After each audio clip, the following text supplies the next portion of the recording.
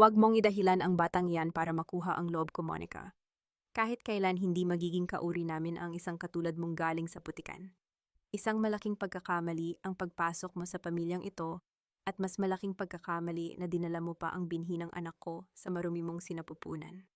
Ang boses ni Doña Consuela ay parang hagupit ng latigo na bumasag sa katahimikan ng malawak na salas ng kanilang mansyon sa Tagaytay. Malamig, matalim at walang bahid ng awa. Sa magasandaling iyon, dahan-dahang ibinaba ni Monica ang puting tela na kanina lamang ay matiyagan niyang binubordahan ng maliliit na asul na bituin. Isang baro-baro para sa sanggol na 3 buwan pa bago lumabas sa mundong ito. Ito sana ang sorpresa niya para kay Mateo sa kanilang ikalawang anibersaryo ng kasal, isang simbolo ng pag-asang magbubuklod sa kanilang dalawa sa gitna ng mapanghusgang mga mata ng pamilya nito. Ngunit sa harap ng mapanuring titig ng biyanan, ang mumunting tahining pagmamahal ay tila naging mga tinik na sumusugat sa kanyang mga palad. "Mama, please, huwag naman po nating idamay ang apo ninyo." Pakiusap ni Monica, ang kanyang boses ay nanginginig sa pagsisikap na panatilihin ang galang. "Gusto ko lang po na maging maayos ang lahat para sa anibersaryo namin ni Mateo." Isang mapait na tawa ang kumawala sa mga labi ni Soraya, ang kanyang hipag na nakasandal sa gilid ng hagdanan habang mapang-uyam na pinapanood ang tagpo. "Anniversary, look at yourself, Monica. You're pathetic. Akala mo ba sapat na ang pagbubuntis mo para maging donya ka? You're just a gold digger in a cheap maternity dress." Bago pa man makasagot si Monica, mabilis na lumapit si Doña Consuela. Sa isang iglap, marahas nitong sinunggaban ang braso ng babae. Ang sakit na dulot ng mahigpit na pagkakahawak nito ay gumuhit hanggang sa kanyang buto. Sa pagtatangkang makawala, naramdaman ni Monica ang isang malakas na tulak. Hindi siya nakahanda. Ang mundo ay tila huminto sa pag-ikot nang mawalan siya ng balanse sa tuktok ng mga baitang ng hagdanan. Walang tunog na lumabas sa kanyang bibig, kundi ang mabilis na pagtibok ng kanyang puso na tila gustong kumawala sa kanyang dibdib. Sa bawat pagtama ng kanyang katawan sa matitigas na kahoy ng hagdan, isang bahagi ng kanyang pangarap ang nadudurog. Nang tumigil ang kanyang pagbulusok sa pinakaibabang bahagi, ang tanging narinig niya ay ang sarili niyang hinihingal na hininga. Ang malalamig na tiles ay unti-unting uminit. Isang malapot at mainit na likido ang dahan-dahang kumalat mula sa kanyang ilalim, kinukulayan ng pulang mantsa ang kanyang maputing damit. "My bae." Ang tanging nausal niya ang kanyang mga daliri ay nanginginig na pilit inaabot ang kanyang tiyan. Ang sakit ay hindi lamang pisikal. Ito ay isang malupit na pagpunit sa kanyang kaluluwa. Ang kanyang paningin ay nagsisimulang lumabo, ngunit nakita pa rin niya ang pagbaba ni na Doña Consuela at Soraya. Walang takot sa kanilang mga muka, kundi isang madilim na plano. "Gawin mo na ang dapat mong gawin." Bulong ng matanda kay Soraya. Bago ito biglang naglupasay sa sahig at nagsimulang humyaw ng malakas.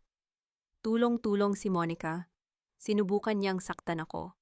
Nahulog siya dahil sa sarili niyang galit. Eksaktong bumukas ang malaking pinto ng mansyon. Pumasok si Mateo, bitbit ang isang malaking kagalakan na agad na palitan ng malagim na katotohanan. Ngunit bago pa man makapagsalita si Monica, bago pa man niya maipaliwanag ang tunay na nangyari, sinalubong siya ng mga salitang mas masakit pa sa pagkakahulog niya sa hagdan. Lumapit si Mateo, hindi sa kanya, kundi sa kanyang ina na tila hihimatayin sa sok. Pagkatapos lumingon ito kay Monica na may mga matang punong-puno ng pagkadismaya at put. "Hanggang kailan, Monica? Hanggang kailan ka magsisinungaling? Sinabi na sa akin ni Soraya ang lahat. Na hindi mo talaga gusto ang batang iyan at gagamitin mo lang ang aksidenteng ito para palabasing masama si Mama." Ang lalamunan ni Monica ay tila napuno ng bubog. Gusto niyang sumigaw, gusto niyang sabihin ang kanyang ina ang pumatay sa kanilang anak, ngunit ang kanyang katawan ay tila isinuko na ang lahat ng lakas. Ang kanyang kamay na may hawak pa rin ng kapirasong tela ng barbaro ay dahan-dahang bumagsak sa sahig na bahira ng sarili niyang dugo. Sa gitna malabo niyang paningin, nakita niya ang kanyang asawa, ang lalaking pinagkatiwalaan niya ng kanyang buhay na tumalikod sa kanya upang alalayan ang totoong may sala. Sa bawat hakbang ni Mateo palayo, tila tinatapak-tapakan ang durog na puso ni Monica. Bakit ang pag-ibig na inaakala niyang magliligtas sa kanya, ang siya palang magiging huling pako sa kanyang krus?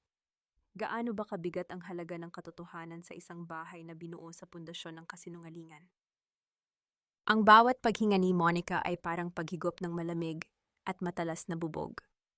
Pagdilat ng kanyang mga mata ang maputing kisame ng ospital, ang sumalubong sa kanya kasabay ng amoy ng gamot, na tila nanunuot hanggang sa kanyang sumasakit na bunggo.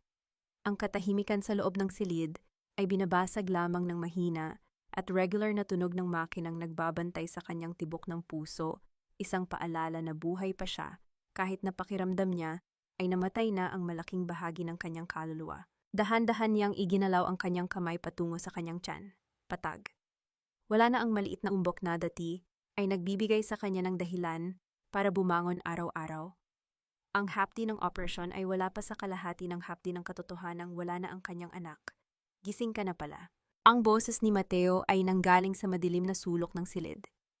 Lumapit ang asawa niya, ngunit hindi gaya ng dati wala itong dalang yakap o halik. Ang kanyang mga mata ay pagod ngunit may bahid pa rin ng panunumbat. Nanatili siyang nakatayo sa gilid ng kama, tila may malawak na bangin na naghihiwalay sa kanilang dalawa. "The doctor said you're stable now, Monica."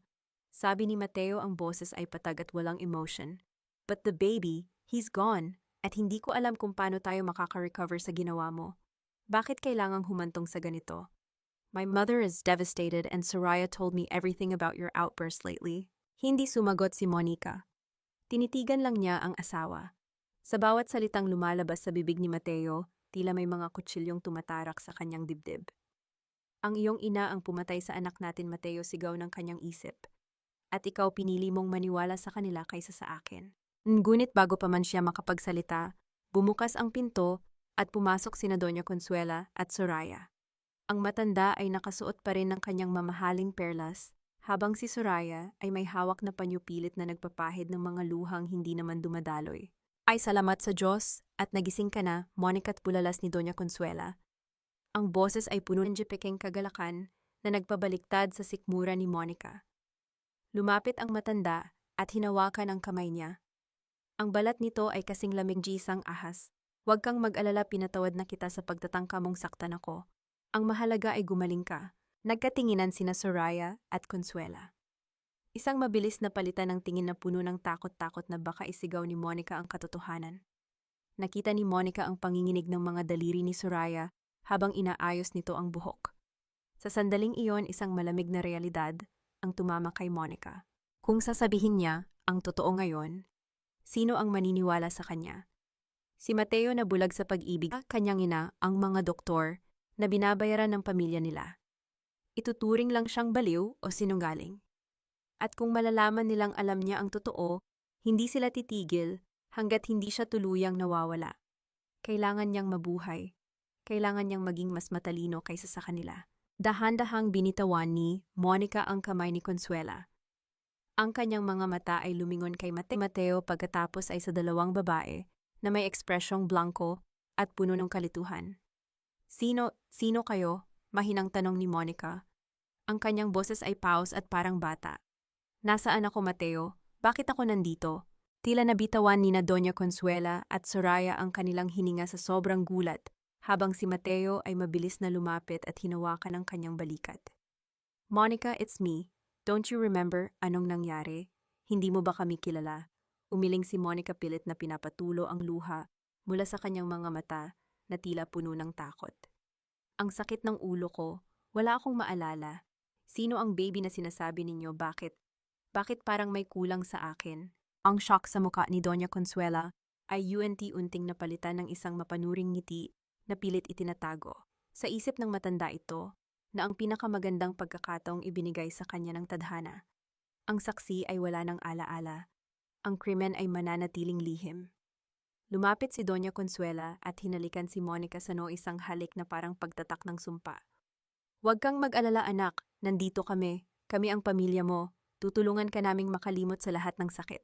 Sa ilalim ng kumot-maring ibinaon ni Monica ang kanyang mga kuko sa sariling palad hanggang sa bumaon ang mga ito sa kanyang laman. Ang sakit na iyon ang nagpapaalala sa kanya na gising siya, na bawat hapdi ay isang pangakong babayaran nila. Habang nakasandal sa dibdib ni Mateo at nagpapanggap na nalilito, tiningnan ni Monica ang reflection ni Soraya sa salamin ng kwarto. Ang labanan ay hindi na tungkol sa pagsigaw ng katotohanan. Ito ay tungkol sa kung sino ang mas mahusay magsuot ng maskara.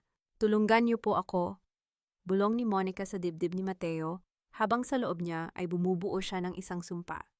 Matulog kayo ng mahimbing habang kaya niyo pa dahil sa sandaling pumikit kayo, sisiguraduhin kong ang bawat panaginip niyo ay magiging impyerno. Bago lumabas ng silid, dumaan si Doña Consuela sa tabi ng kama at bumulong sapat lang para marinig ni Monica. It's better this way, Monica. Limutin mo na ang lahat dahil kung hindi, baka sumunod ka sa anak mo. Naramdaman ni Monica ang pagtayo ng kanyang balahibo, ngunit nanatili siyang tahimik. Ang tanging sagot niya ay ang paghigpit ng hawak sa damit ni Mateo. Ang laro ay nagsisimula pa lamang. Huwag mo nang piliting alalahanin ang mga bagay na magdadala lang sa iyo ng pait, Monica. Ang mahalaga ngayon ay magpagaling ka para makabalik na tayo sa mansyon. Doon kami na ang bahalang mag-alaga sa iyo, gaya ng nararapat sa isang miyembro ng pamilya de Salva. Ang gigimaga salita ni Doña Consuela ay tila malapot na pulot na ibinubuhos sa sugat ni Monica matamis sa pandinig ng ngunit humahapdi sa kaloob-looban. Habang nakaupo sa gilid ng kama ng ospital, nakatingin lang si Monica sa malayo, ang kanyang mga mata ay nananatiling blanko at walang buhay. Sa loob-loob niya, bawat kataga ng biyanan ay itinatala niya sa isang listahan ng mga utang na dapat bayaran. Salamat po, tita po, mahinang sagot ni Monica. Sinadya niyang gamitin ang tita sa halip na mama upang ipakita ang pagkalimot na kanyang itinatanghal. Nakita niya ang panandaliang pagkislap ng inis sa mga mata ni Doña Consuela, ngunit mabilis itong napalitan ng isang mapagkunwaring ngiti. Samantala sa labas ng silid nakasandal si Mateo sa malamig na pader ng pasilyo. Hawak niya ang kanyang noo, pilit na pinapakalma ang bulyaw ng kanyang konsensya. Ang boses ng kanyang ina at ang mga sumbong ni Soraya ay paulit-ulit na umaalingaw sa kanyang isip. Ngunit may isang maliit na tinig sa kanyang puso na nagsasabing may mali. Mateo, darling, you look exhausted. Bulong ni Soraya habang lumalapit, ang amoy ng kanyang mamahaling pabango ay tila sumasakal sa hangin. Bakit hindi ka muna umuwi sa Tagaytay? Ako na ang bahalang magbantay dito kay Monica. You need to rest, lalo na't kailangan mong ayusin ang papeles para sa promotion mo sa San Francisco. Hindi mo na ako alis, Soraya. Malamig na sagot ni Mateo nang hindi tumitingin dito. Hindi ko maiiwan si Monica sa ganitong kalagayan. At tungkol sa San Francisco, baka hindi mo na ako matuloy. What are you, crazy? Bahagyang tumaas ang boses ni Soraya bago mabilis na nagbaba ng tono nang makitang may mga NARS na dumaraan. It's a once-in-a-lifetime opportunity, Mateo. Don't let Monica's accident ruin your career. Alam mo namang unstable siya ngayon. Hindi na sumagot si Mateo. Sa halip, nagpaalam siya na kukuha lang ng gamit sa kanilang mansyon sa Tagaytay. Kailangan niya ng katahimikan. Kailangan niyang makahinga palayo sa mabigat na atmosfera ng ospital. Pagdating sa mansyon, ang katahimikan ng malaking bahay ay tila sumisigaw. Ang bawat sulok ay nagpapaalala sa kanya ng tawa ni Monica at ni mga pangarap na binuo nila para sa kanilang anak. Dumiretso siya sa kanilang silid, ngunit sa pagdaan niya sa tapat ng silid ni Doña Consuela, napansin niyang bahagyang nakabukas ang pinto nito. Isang kakaibang udyok ang nagtulak sa kanya na pumasok. Ang silid ay maayos gaya ng inaasahan sa kanyang ina, ngunit may isang bagay na hindi tugma. Sa ilalim ng malaking kama sa gitna ng kadiliman, may isang piraso ng puting tela na bahagyang nakalabas. Yumuko si Mateo at dahan-dahang hinila ang tela. Ang kanyang puso ay tila tumigil sa pagtibok nang makita kung ano ito. Ito ang baro-baro na binubordahan ni Monica, ang puting tela na may maliliit na asul na bituin. Ngunit hindi na ito ang malinis na damit na nakita niya sa ala-ala ni Monica. Punong-puno ito ng mga mancha ng tuyong dugo at ang mas masakit pa, ito ay punit-punit. Ang bawat punit ay tila sinadya, tila may galit na bumunot sa mga tahi na pinaghirapan ng kanyang asawa. Hindi ito nahulog. Bulong ni Mateo sa sarili, ang kanyang mga kamay ay nanginginig habang hinihigpitan ang hawak sa tela. This wasn't an accident. Naalala niya ang sinabi ng kanyang ina na si Monica raw ang nagpunit nito sa gitna ng kanyang hysteria bago ito mawalan ng balanse. Ngunit habang tinititigan ni Mateo ang mga punit, nakita niya ang isang bagay na hindi maipapaliwanag, ang mga marka ng marahas na pagkakahawak na tila may nang-agaw nito mula sa kamay ng isang taong pilit itong pinoprotektahan. Biglang narinig ni Mateo ang tunog ng pagbukas ng pinto sa ibaba. Ang boses ni Doña Consuela at Soraya na kakauwi lang mula sa ospital ay maririnig na nagtatawanan sa salas. Ang dali lang palang paikuti ng babaeng iyon, boses iyon ni Soraya puno ng panunuya. Buti na lang at nawala ang alaala niya kung hindi baka kung ano pang ikwento niya kay Mateo. Huwag kang kampante, Soraya, sagot ni Doña Consuela, ang boses ay naging seryoso at mapanganib. Hanggat humihinga ang babaeng iyon, banta siya sa atin. Siguraduhin mong walang makakahanap sa mga ebidensyang itinago natin, lalo na ang punit na damit na iyon. Nanigas si Mateo sa loob ng silid. Ang tela sa kanyang kamay ay tila naging nagniningas na uling. Ang katotohanan ay dahan-dahang lumulutang mula sa ilalim ng mga kasinungalingang itinanim sa kanyang isip. Sino ba talaga ang asawa niya sa paningin ng kanyang pamilya? Isang biktima o isang balakid na kailangang burahin? Isang tanong ang nananatiling nakatusok sa kanyang puso habang nakatayo siya sa dilim. Kung ang pamilya niya ang pumatay sa kanyang anak, kakayanin ba niyang talikuran ang lahat para sa katarunggang matagal na niyang ipinagkait kay Monica? Dahan-dahang itinago ni Mateo ang punit na barubaro sa loob ng kanyang jacket. Sa sandaling iyon, ang tiwala ay tuluyan nang naglaho pinalitan ng isang malamig at mapanganib na determination. Siguraduhin mo lang na wala ka talagang matatandaan, Monica. Dahil sa oras na bumalik ang isip mo, baka hindi na puting kisame ng ospital ang makita mo kundi ang madilim na hukay na nakalaan para sa mga taong hindi marunong lumugar. Ang bulong na iyon ni Soraya ay parang malamig na hanging dumaan sa tenga ni Monica. Habang ang hipag ay nagkukunwaring inaayos ang kumot ng kanyang kama. Sa labas ng bintana, ang langit ng Tagaytay ay nababalot ng makapal na mabuong ulap, tila nakikiramay sa bigat ng hangin sa loob ng silid. Nanatiling nakatitig si Monica sa kawalan ng kanyang mga mata ay walang kislap, ngunit ang bawat salita ni Soraya ay tila naging lason na humahalo sa kanyang dugo. Ang kanyang mga kamay na nakatago sa ilalim ng makapal na kumot ay mahigpit na nakakuyom hanggang sa bumaon ang kanyang mga kuko sa sariling palad. Ito ang tanging paraan niya para hindi sumabog. Ang pisikal na sakit ang nagsisilbing angkla niya sa katotohanan. Bakit ka malungkot, Soraya? Mahinang tanong ni Monica, ang boses ay sadyang ginawang paus at puno ng kawalang malay. May nagawa ba akong mali? Bakit parang galit ka sa akin? Isang pilit na ngiti ang sumilay sa mukha ni Soraya. Lumapit siya at hinawakan ang pisngi ni Monica, isang haplos na kasing talim ng labaha. Galit, of course not, darling. I'm just worried. You know, since you lost the baby, Mateo has been so stressed. Imagine he had to cancel his flight to San Francisco because of your accident. You're becoming a burden, Monica. If you really love him, you should just stay quiet and let us handle everything. Ang salitang burden o ganang ay tila isang sampal sa mukha ni Monica. Naalala niya ang bawat gabing pinagsilbihan niya si Mateo, ang bawat sakripisyong ginawa niya para tanggapin siya ng pamilyang ito. At ngayon, matapos nilang patayin ng kanyang anak, siya pa ang pinalalabas na pabigat. Sa kabilang bahagi ng pintuan nakatayo si Mateo. Hawak niya ang hawakan ng pinto, ngunit hindi niya ito ituloy ang pagpihit. Ang punit na barubaro sa loob ng kanyang jacket ay tila nagniningas, nagpapaalala sa kanya ng katotohanang natuklasan niya sa mansyon. Naririnig niya ang boses ni Soraya, ang boses na dati niyang pinagkakatiwalaan bilang boses ng isang nakatatandang kapatid, ngunit ngayon ay tunog ng isang mapanlinlang na ahas. Pinihit ni Mateo ang trangka at pumasok sa silid. Agad na nagbago ang anyo ni Soraya. Ang matalim na tingin ay napalitan ng mapagkalingang mukha.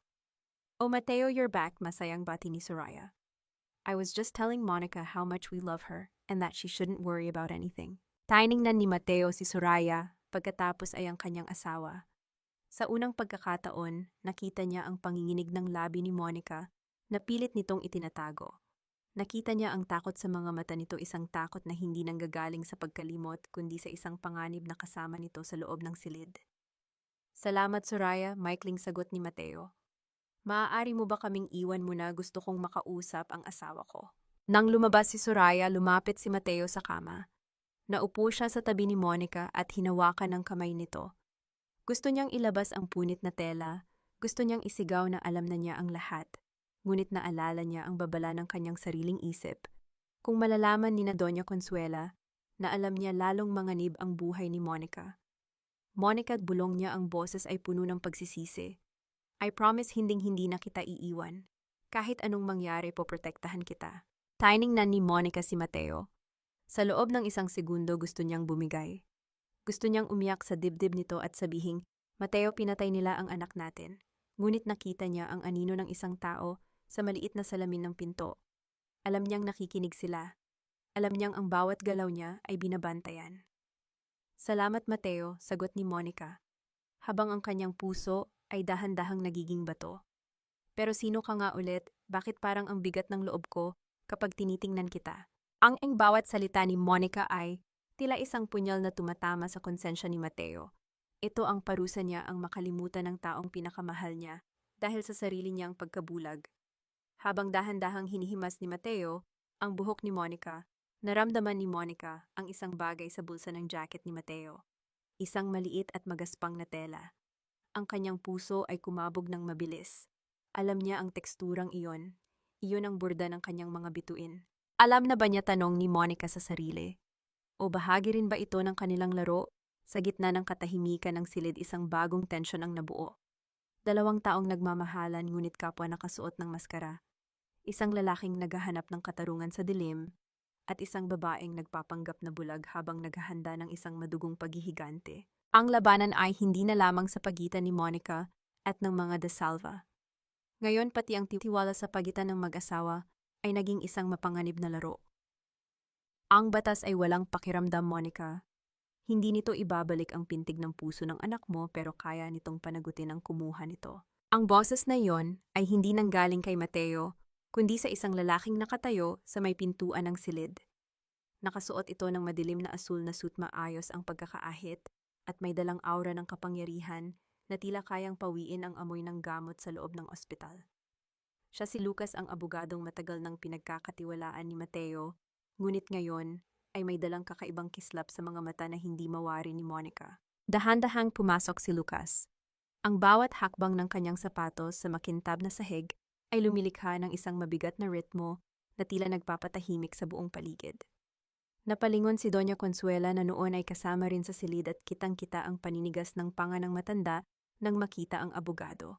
Anong ginagawa mo rito, Lucas? Kata tanong ni Doña Consuela. Ang boses ay puno ng autoridad na tila nagbababala.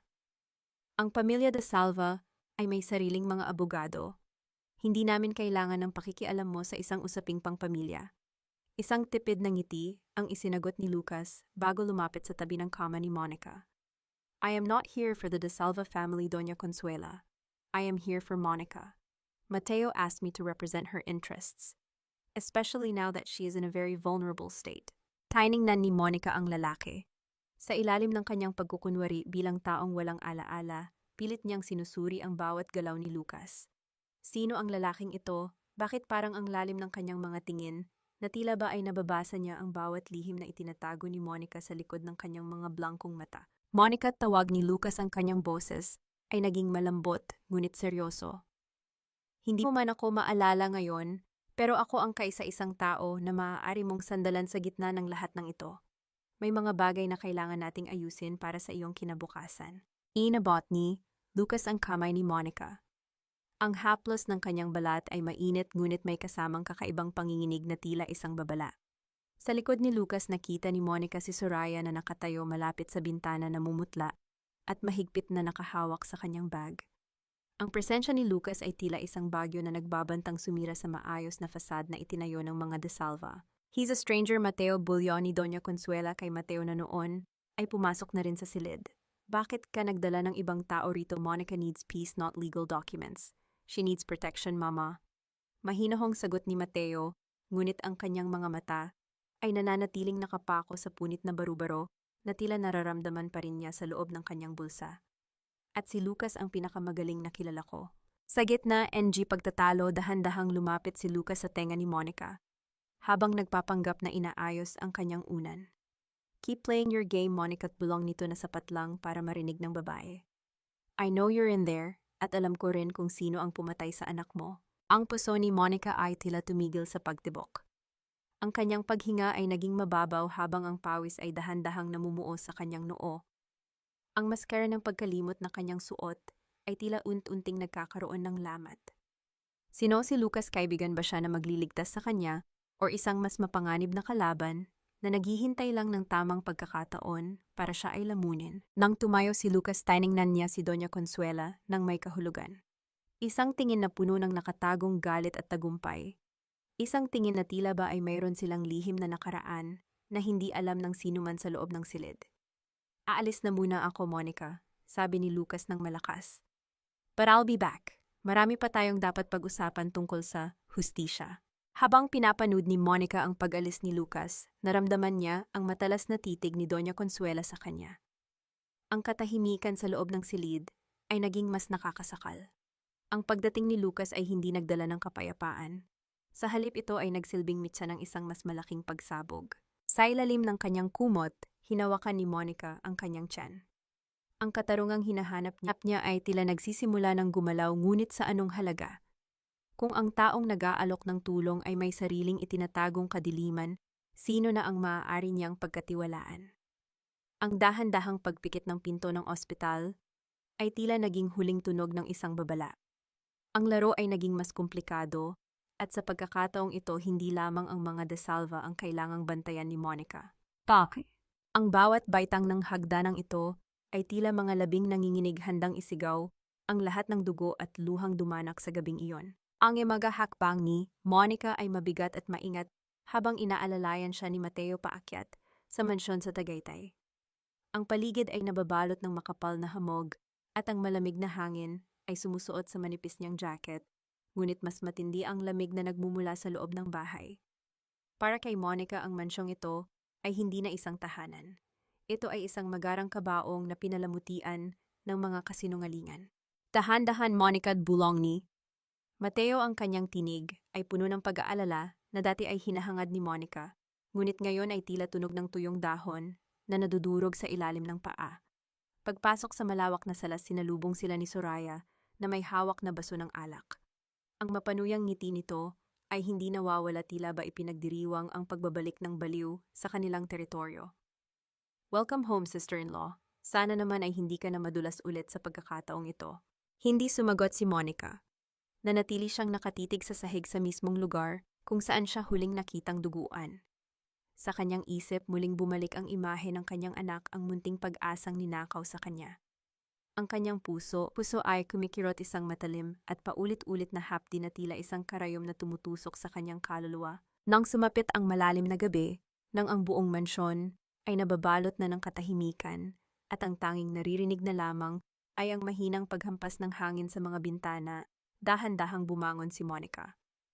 Ang bawat galaw niya ay may kasamang sakit mula sa kanyang operasyon, ngunit ang apoy ng paghihiganti ay mas malakas kaysa sa anumang pisikal na hapdi. Kailangan niyang makahanap ng patunay. Alam niyang may itinatago si Soraya isang lihim na mas malalim pa sa pagtatangka nitong saktan siya. Gamit ang liwanag ng kanyang telepono, tinahak niya ang madilim na pasilyo patungo sa opisina ni Doña Consuela, kung saan madalas maglagi si Soraya para sa accounting ng pamilya. Ang marahang tunog ng pagpihit ng trangka ng pinto ay tila isang malakas na kulog sa kanyang pandinig. Pumasok siya at agad na hinalughog ang mga drawer. Sa ilalim ng mga tumpok ng dokumento ng negosyo, nakakita siya ng isang itim na folder. Doon bumungad sa kanya ang mga bank statement na hindi nakapangalan sa pamilya de Salva, kundi sa isang offshore account. Milyon-milyong piso ang nawawala sa pondo ng kanilang charity foundation. Ang perang dapat ay para sa mga batang ulila, ngunit tila napupunta sa bulsa ni Soraya. Magnanakaw at bulong ni Monica ang kanyang mga mata ay naniningkit sa galit. Ngunit bago pa man niya may tago ang folder, ang mahinang tunog ng mga yabag sa labas ng pinto ay nagpatigil sa kanyang mundo. Ang anino ng isang tao ay dahan-dahang lumalaki sa ilalim ng siwang ng pinto. Ang tunog ng marahang pag-ubo ni Soraya ay nagpalamig sa dugo ni Monica. Mabilis siyang nagtago sa likod ng malaking kurtina, pinipigilan ang bawat paghinga. Ang bawat tibok ng kanyang puso ay tila isang tambol na nagbabantang magbunyag sa kanyang kinaroroonan. Pumasok si Soraya, ang liwanag mula sa kanyang hawak na kandila ay lumilikha ng mga nakakatakot na anino sa dingding. Alam kong nandito ka, sabi ni Soraya, ang boses ay malambing, ngunit puno ng banta. Hindi ka naman talaga nakalimot, di ba Monica, ang galing mong umarte? Pero tandaan mo, sa bahay na ito ang mga nagmamarunong ay nauunang nawawala. Lumapit si Soraya sa tapat ng kurtina. Ang amoy ng kanyang pabango ay tila sumasakal na kay Monica. Sa sandaling iyon, ang tanging naiisip ni Monica ay ang mukha ng kanyang anak. Para sa iyo ito, baby, pangako niya sa sarili, habang ang kanyang kamay ay mahigpit na nakahawak sa folder. Biglang bumukas ng malakas ang pinto ng opisina. Anong ginagawa niyo rito? Ang boses ni Mateo ay puno ng pagkalito at hinala. Lumabas si Monica mula sa likod ng kurtina, ang kanyang muka ay puno ng peking luha at takot. Mateo, natatakot ako. Akala ko nakita ko ang baby ko. Tumatakbo siya rito. Niyakap ni Mateo si Monica habang ang kanyang mga mata ay matalim na nakatingin kay Soraya. Ngunit sa ilalim ng kanyang jacket, ramdam ni Monica ang bigat ng folder na kanyang nakuha. Habang inaalalayan siya ni Mateo, palabas lumingon si Monica kay Soraya. Sa gitna ng kadiliman, isang tipid na ngiti ang ibinigay niya sa hipag, isang ngiting nagsasabing, ang pangangaso ay nagsisimula pa lamang. Ngunit ang hindi alam ni Monica, sa labas ng bintana, may isa pang pares ng mga mata ang nakamasid sa kanila mula sa ilalim ng hamog. Isang lalaking may hawak na camera at may suot na pamilyar na singsing. Walang lihim na hindi ibubulong ng hangin, lalo na sa isang gabing puno ng luha at pagtataksil. Sa kabila ng hapti ng kanyang sariwang tahi at ng panghihina ng kanyang katawan, pinilit ni Monica na bumangon mula sa malambot na kama. Ang bawat paggalaw niya ay tila isang pakikipaglaban sa sariling laman, ngunit ang nakita niyang anino sa labas ay mas matindi ang hatak kaysa sa anumang sakit. Gamit ang isang madilim na shawl para balutin ang kanyang sarili, dahan-dahan siyang lumabas ng silid, tinitiyak na ang kanyang bawat hakbang ay kasing tahimik ng pagbagsak ng hamog. Ang ulan sa labas ay hindi na lamang ambon. Ito ay naging isang malamig na buhos na tila gustong hugasan ang lahat ng dumi sa dientrang ng mga desalva. Sinundan ni Monica ang anino patungo sa dulo ng harden sa may gazebo na halos lamunin na ng kadiliman at ng mga gumagapang na baging. Doon sa ilalim ng malamlam na liwanag ng isang lampara, nakita niya ang dalawang figura na hindi niya inaasahang magkasama sa ganitong oras. Si Doña Consuela at si Lucas. I told you never to come here without my signal. Lucas, ang boses ng matanda ay matalim, pilit na ibinababa ang tono upang hindi magising ang buong mensyon. Ang kanyang mukha na laging maayos at kagalang-galang sa paningin ng publiko ay tila isang maskara na dahan-dahang natutunaw sa ilalim ng ulan. Masyadong mainit ang mga mata ni Mateo sa atin. He's starting to ask questions. Ay, isang mapait na tawa ang isinagot ni Lucas. Isinandal niya ang kanyang likod sa poste ng gazebo, tila balewala ang lamig na nanunuot sa kanyang kasuotan. Natatakot ka ba, Doña Consuela? O baka naman nakikita mo na ang pagguho ng kahariang itinayo mo sa ibabaw ng mga bangkay ng nakaraan? Don't forget, I am not your employee. I am the consequence of your sins. Napaatras si Monica sa likod ng isang malaking puno ng mangga. Ang kanyang puso ay tumitibok ng mabilis, tila isang ibon na nagpupumiglas sa loob ng hawla. Ang hawak niyang litrato sa loob ng bulsa ay tila naging nagniningas na uling. Ano ba ang gusto mong tanong ni Consuela? Ang boses ay nanginginig na sa galit. I gave you the education, the status, the connections. I made you the best lawyer in Manila.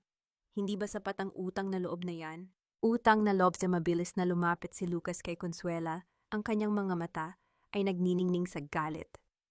Ang utang na loob ba ay binabayaran ng pagtatago sa akin sa dilim? Habang si Mateo ay namumuhay sa luho, binubura mo ang pagkatao ko para lang hindi madunggisan. Ang pangalan ng mga desalva. You left my mother to rot in poverty, habang ikaw ay nagpapakasasa rito. Sa sandaling iyon, isang malakas na kulog ang gumuhit sa langit, nagbibigay ng panandali ang liwanag sa mukha ng dalawa.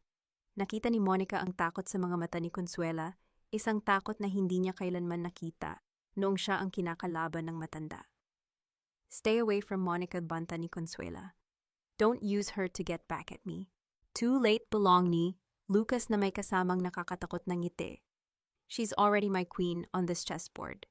At sa sandaling malaman niya ang buong katotohanan, ikaw mismo ang magmamakaawa sa kanya para sa iyong buhay. Biglang natabig ni Monica ang isang paso ng halaman. Ang tunog ng nabasag na seramika ay tila isang pagsabog sa gitna ng katahimikan. Sino yan? Hiyaw ni Consuela, lumingon ito sa direksyon ni Monica. Mabilis na tumakbo si Monica pabalik sa mansyon, hindi inirinda ang hapdi ng kanyang tahi o ang dulas ng putikan. Ang kanyang hininga ay kapos, ang kanyang paningin ay nagsisimulang magdilim dahil sa pagod at takot. Pagpasok niya sa pintuan ng kusina, agad siyang napasandal sa pader, pilit na pinapakalma ang kanyang sarili. Ngunit nang ianggat niya ang kanyang tingin, bumungad sa kanya ang mukha ni Mateo. Nakatayo ito sa dilim, hawak ang isang baso ng tubig at ang kanyang mga mata ay puno ng matinding hinala at sakit. Saan ka galing, Monica?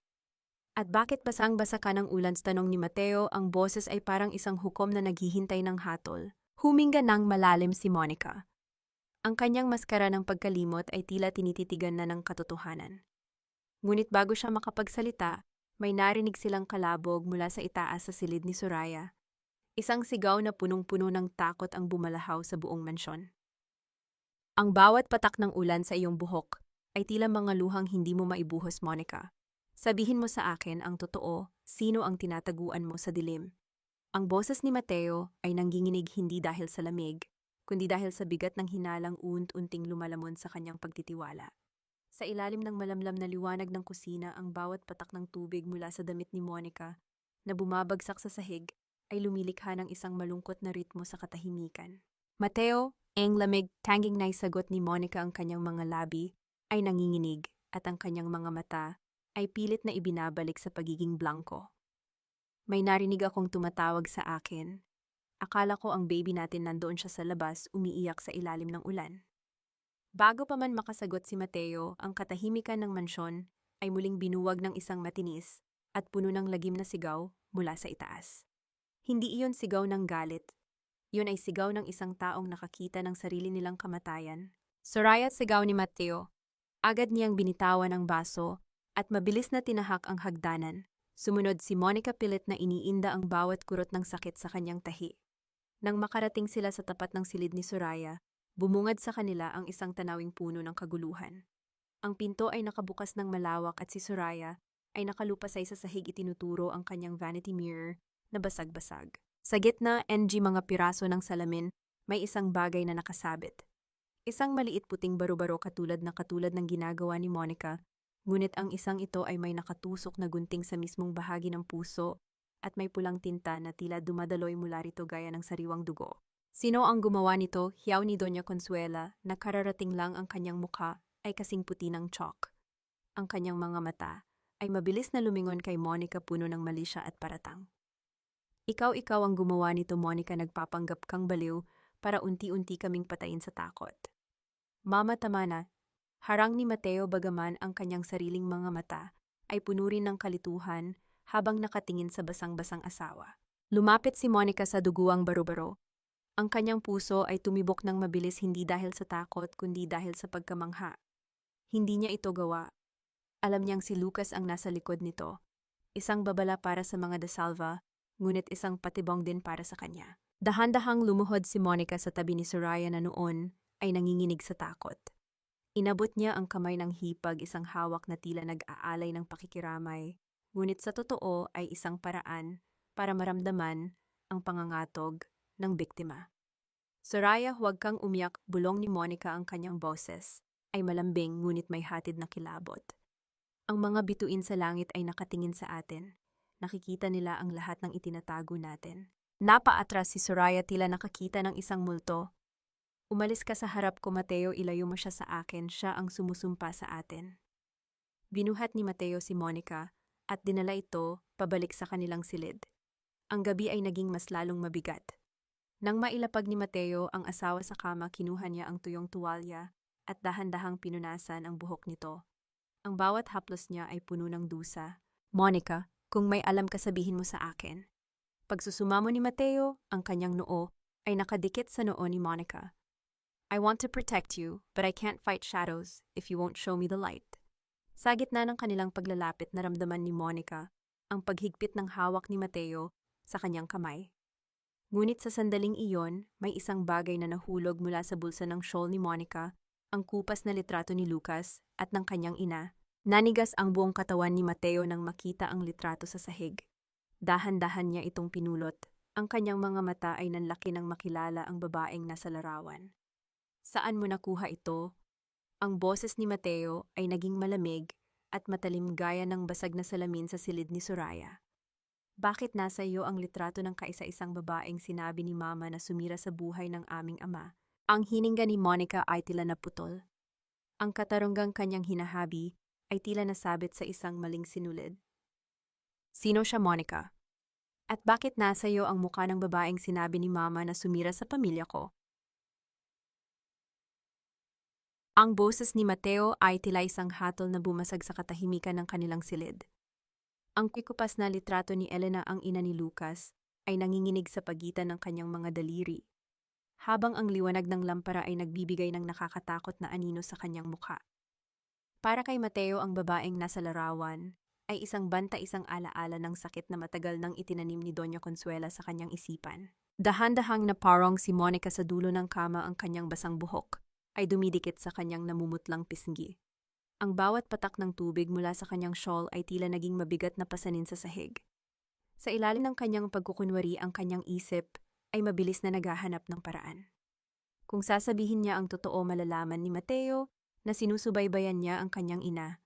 Kung magsisinungaling siya, lalong lalalim ang bangin sa pagitan nila. Nakita ko lang po yan, sa labas.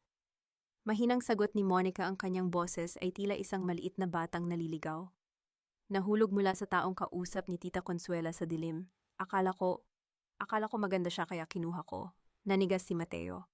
Ang kanyang panga ay maring nagtagis, habang tinititigan ang larawan.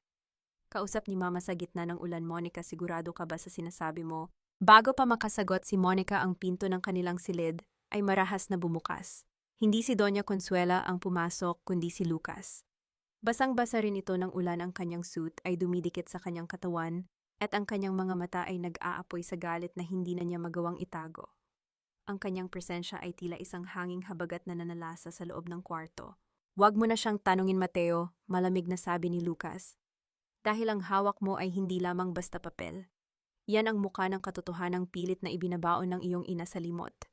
Mabilis na tumayo si Mateo at hinarap ang abogado. Ang dalawang lalaki ay nagtapat, tila dalawang toro na handang magbanggaan. Anong karapatan mong pumasok dito nang walang pahintulot, Lucas? At ano ang kinalaman mo sa babaeng ito? Isang mapait na tawa ang kumawala sa mga labi ni Lucas habang itinuturo ang larawan sa kamay ni Mateo.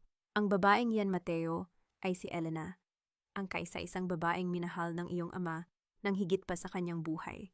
At siya rin ang babaeng itinaboy, minaltrato at pinagkaitan ng dangal ng iyong ina dahil lamang sa takot na mawala ang kanyang kapangyarihan. Magsisinunggaling ka pa na. Bulyaw ni Mateo. Ang kanyang kamao ay mabilis na tumama sa mesa sa tabi niya na lumikha ng isang malakas na tunog na yumanig sa mga gamit.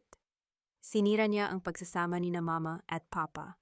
Siniran mabilis na lumapit si Lucas hanggang sa magkaharap na ang kanilang mga ilong. Si Elena ang nauna, Mateo.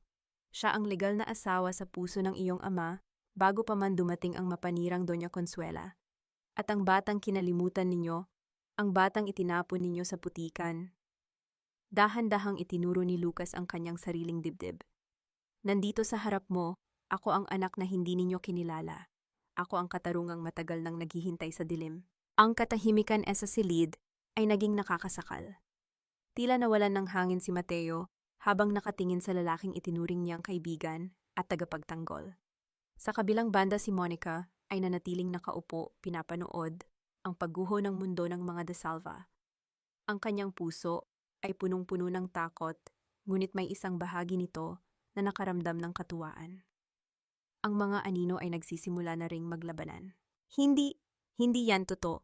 Pailing-iling na sabi ni Mateo, ang kanyang boses ay puno ng pagtanggi. Tanungin mo ang iyong ina, Mateo, hamon ni Lucas.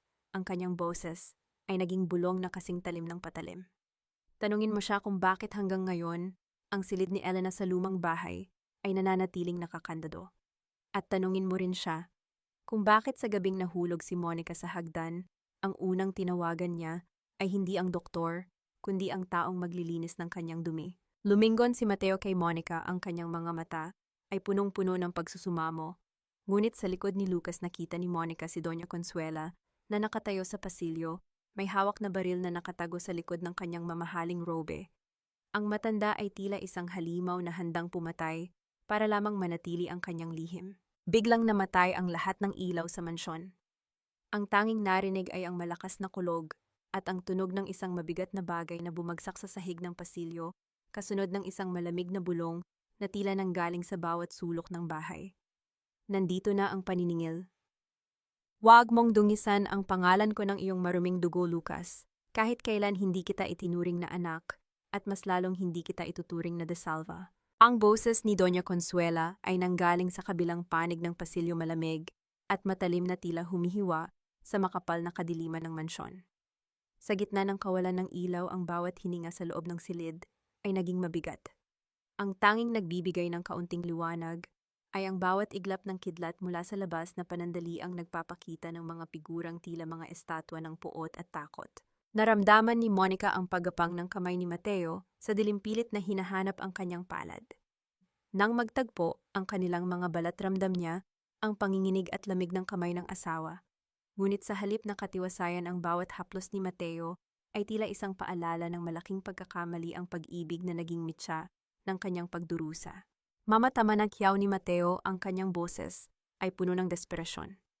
Ibaba niyo ang baril na iyan. Lucas is telling the truth, isn't he? Bakit kailangang dumanak ang dugo para lang sa isang pangalan? Isang mapait na tawa ang sumabog mula sa dulo ng pasilyo. Dugo ang dugo ay madaling linisin, Mateo. Sagot ni Consuela, ang mga yabag ng kanyang mamahaling tsinelas ay lumilikha ng isang marahang ritmo sa sahig. Pero ang kahihiyan, ang dungis na dala ng anak ng isang katulong, iyon ang hindi ko hahayaang manatili sa bahay na ito. Biglang narinig ang isang malakas na tunog ng pagkabasag ng florera sa labas, kasunod ng isang marahas na kalabog. Sa gitna ng kaguluhan, mabilis na kumilos si Lucas. Sa bawat pagkidlat, nakikita ni Monica ang abogado na tila isang anino na sumusugod patungo sa kinaroroonan ng matanda. Ang kahihiyan ay wala sa dugo, Consuela. Sigaw ni Lucas, ang kanyang boses ay umalingaw sa bawat sulok ng mansyon. Nasa budhi mo ang tunay na dungis, pinatay mo ang pagkatao ng ina ko at ngayon pinatay mo ang sarili mong apo dahil sa iyong kasakiman. Naramdaman ni Monica ang pagsikip ng kanyang lalamunan. Ang salitang apo ay tila isang kutsilyong paulit-ulit na itinataksil ang kanyang puso. Sa ilalim ng kadiliman, dahan-dahan siyang bumitaw sa hawak ni Mateo. Ang kanyang pagkatao ay tila unti-unting nagkakapira-piraso. Paano niya magagawang manatili sa piling ng lalaking ang tanging kayamanan ay binuo mula sa mga bangkay ng mga inosente? Isang malakas na putok ang bumasag sa ingay ng ulan. Ang tunog ay sapat na para yumanig ang mga bintana ng silid. Mateo, yung sigaw ni Monica, ang kanyang pagkukunwari ay panandaliang naglaho dahil sa matinding sindak. Nabalot ng amoy ng pulbura ang pasilyo. Nang muling gumuhit ang kidlat sa langit, nakita ni Monica si Mateo na nakatayo sa pagitan ni Lucas at Doña Consuela. Ang matanda ay nakatayo pa rin, hawak ang baril, ngunit ang kanyang mga mata ay nanlalaki sa gulat. Wala na, mamabulong ni Mateo, ang boses ay paos at puno ng pagtanggap sa isang masakit na katotohanan. Tapos na ang paghahari ninyo. Biglang bumukas ang mga ilaw ng mansyon, tila muling binuhay ang isang bangkay. Ngunit ang liwanag ay hindi nagdala ng kaligtasan. Sa dulo ng pasilyo, nakabukas ang pinto ng silid ni Soraya. Ang silid ay bakante, ngunit may mga bakas ng maputik na sapatos na patungo sa isang lihim na pinto. Sa likod ng malaking cabinet, isang pinto na matagal nang hindi nabubuksan. Nawawala si Soraya. At kasabay ng kanyang pagkawala ay ang paglaho rin ng mga mahahalagang dokumento at ang malaking vault na naglalaman ng mga hiyas ng pamilya. Lumingon si Lucas kay Monica, ang kanyang mukha ay puno ng pait at tagumpay. Hindi lang ako ang naghihintay sa dilim, Monica. May mga ahas sa loob mismo ng inyong kuta na mas matalim ang kagat kaysa sa akin. Naiwang nakatayo si Monica sa gitna ng silid, habang si Mateo ay dahan-dahang lumuluhod sa harap ng kanyang ina, tila isinusuko na ang lahat ng kanyang lakas. Ang mansyon ay tila naging isang malaking labirinto ng mga lihim na unti-unti nang lumalabas. Sino nga ba ang tunay na kakampi at sino ang nagmamasid sa kanila mula sa labas, handang lamunin ang anumang matitira sa gumuguhong imperyo ng mga De Salva? Isang tanong ang nanatiling nakatusok sa isip ni Monica. Kung ang lahat ay mawawala, may matitira pa ba para sa katarungang ipinangako niya sa kanyang anak? Ang bawat pilat sa aking katawan ay tila isang mapa ng iyong mga kasalanan, at ngayon ang iyong sariling kuta ay naging piitan ng iyong kahihiyan. Ang amoy ng pulbura ay nanatiling nakalutang sa hangin, humahalo sa malansang amoy ng ulan na pumapasok mula sa mga nakabukas na bintana. Ang liwanag ng mansyon ay tila naging malupit, inilalantad ang bawat bitak sa pader, at ang bawat dumi sa sahig na dati ay itinatago ng marangyang kapangyarihan. Sa dulo ng pasilyo, ang bukas na vault ay tila isang malaking bibig na humahalakhak sa kawalan, walang natira, kundi ang alikabok ng mga pangarap ni Doña Consuela. Wala na ang lahat ng pinaghirapan ko, wala na ta. Bulong ni Doña Consuela. Ang baril ay dahan-dahang nalaglag mula sa kanyang nanginginig na kamay, lumikha ng isang matigas na tunog sa sahig, bago ito gumulong palayo. Ang matanda ay napasandal sa pader, ang kanyang marangyang robe ay nabahira ng putik, at ang kanyang mga mata ay tila nawalan na ng kislap ng buhay. Lumapit si Mateo sa bukana ng lihim na pinto sa likod ng cabinet. Ang kanyang mga kamay ay nakayom, ang mga kasukasuan ay namumuti sa tindi ng kanyang puot. Ang taong pinagkatiwalaan ninyo para itago ang inyong mga nakaw na yaman, siya rin ang kumuha ng lahat. Soraya didn't just leave Mama, she stripped us bare. Tumingin si Monica sa madilim na lagusan. Ang bawat patak ng tubig na tumutulo mula sa kisame ng lagusan ay lumilikha ng isang tila babalang ritmo. Naramdaman niya ang hapdi ng kanyang tahi, isang paalala na hindi pa tapos ang kanyang sakripisyo. Dahan-dahan siyang humakbang patungo sa lagusan. Ang kanyang puso ay puno ng isang malamig na determinasyon. Saan ka pupunta, Monica? Tanong ni Mateo. Ang boses ay puno ng takot na baka mawala rin ang asawa sa dilim. Nandun ang katotohanan, Mateo, sagot ni Monica hindi lumingon. Nandun ang huling piraso ng buhay ng anak natin. Sa loob ng lagusan ang hangin ay naging mapanghi at malumot. Ang tanging liwanag ay nanggagaling sa maliit na flashlight na nakuha ni Mateo sa tabi ng kama. Habang tinatahak nila ang makipot na daan, naririnig nila ang mahinang tunog ng mga daga na nagtatakbuhan, tila sila rin ay natatakot sa nagaganap na paghuhukom. Pagdating sa dulo, bumungad sa kanila ang isang lumang basement na matagal nang kinalimutan ng panahon. Ito ang pundasyon ng lumang bahay bago ito itayo bilang isang mansion. Doon sa gitna ng mga sirang kagamitan, nakita nila si Soraya. Nakatali ang kanyang mga kamay at may busal ang kanyang bibig. Ang kanyang mga mata ay nanlalaki sa takot, hindi sa kanila, kundi sa taong nakatayo sa kanyang harap, si Lucas. Hawak ni Lucas ang isang item na box, ang system recorder ng lahat ng camera sa mansyon, ng original na tapes na akala ng lahat ay nabura na ni Soraya sa gabi ng aksidente. Welcome to the heart of the De Salva lies. Sabi ni Lucas, ang kanyang boses ay tila isang malamig na hangin sa ilalim ng lupa. Inihagis niya ang isang piraso ng papel sa paanan ni Mateo. Yan ang listahan ng mga accounts na inilipat ni Soraya sa pangalan niya. But she was too greedy. Hindi niya alam na ang bawat galaw niya ay binabantayan ko rin. Lumapit si Monica kay Soraya. Dahan-dahan niyang tinanggal ang busal nito. Sa halip na magpasalamat, isang histerikong tawa ang kumawala sa mga labi ng hipag. Akala niyo ba ay panalo na kayo? Sigaw ni Soraya, ang kanyang buhok ay gulo-gulo at ang kanyang mukha ay puno ng luha at dumi. Consuela killed that baby, yes. Pero si Mateo ang nagbigay sa akin ng access sa lahat ng pondo dahil sa sobrang tiwala niya sa akin. We are all monsters here, Monica. Walang sino man sa pamilyang ito ang malinis. Naramdaman ni Monica ang paghina ng kanyang mga tuhod. Tumingin siya kay Mateo na ngayon ay hindi makatingin sa kanya. Ang katahimikan sa basement ay naging mas matindi pa sa ingay ng bagyo sa labas. Biglang may narinig silang tunog ng makina mula sa itaas. Ang generator ng mansyon ay tila nagkakaroon ng aberya. Isang amoy ng nagniningas na kable ang nagsimulang pumasok sa basement. The house is burning, bulong ni Lucas na may kasamang kakaibang ngiti ng tagumpay. Ang kasinungalingan ay kailangang dumaan sa apoy para tuluyang mawala. Nanlaki ang mga mata ni Monica nang makita ang usok na mabilis na bumababa mula sa hagdanan. Ang tanging daan palabas ay ang lagusang pinasukan nila, ngunit ang mga lumang kahoy na poste ay nagsisimula ng gumitang dahil sa tindi ng init. Mateo, ang box, hiyaw ni Monica. Ngunit bago pa man makakilos si Mateo, isang malakas na kalabog ang narinig mula sa itaas ng lagusan. Ang tanging lagusan ay gumuho, itinatago sila sa ilalim ng nasusunog na mansyon. Ang bawat hininga ay parang humihigop ng nagbabagang uling, ngunit mas masakit ang katotohanan, ang bahay na itinuring kong kanlungan ay siya palang magiging libingan ng lahat ng aking pangarap. Ang usok ay mabilis na kumakapal sa loob ng basement, isang itim na kumot na unti-unting bumabalot sa kanilang paningin. Ang bawat pag-ubo ni Monica ay nagdudulot ng matinding hapdi sa kanyang tahi, tila ba may mga buhay na kuko na humuhukay sa kanyang laman. Sa paligid nila, ang lagutok ng nasusunog na kahoy ay parang mga butong nagbabasagan, isang nakakatakot na babala na ang buong mansyon ay malapit ng gumuho sa kanilang kinaroroonan. Mateo, ang box, sigaw ni Monica sa gitna ng kanyang pagkapaus. Ang kanyang mga kamay ay nanginginig habang pilit na inaabot ang itim na recorder na hawak ni Lucas.